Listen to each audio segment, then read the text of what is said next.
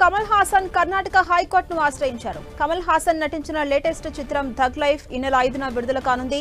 దీంతో ఆ సినిమాను కర్ణాటకలో విడుదల చేసి ప్రదర్శించేందుకు అనుమతి ఇవ్వాలంటూ ఆయన కర్ణాటక కోర్టును ఆశ్రయించారు.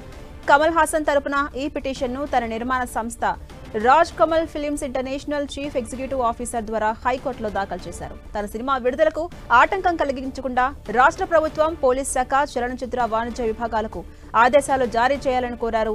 ఈ సినిమా స్క్రీనింగ్ కు తగిన భద్రత కల్పించేలా డీజీపీ, సిటీ పోలీస్ కమిషనర్ కు సూచనలు జారీ చేయాలని కమల్ హాసన్ కోర్టును కోరారు.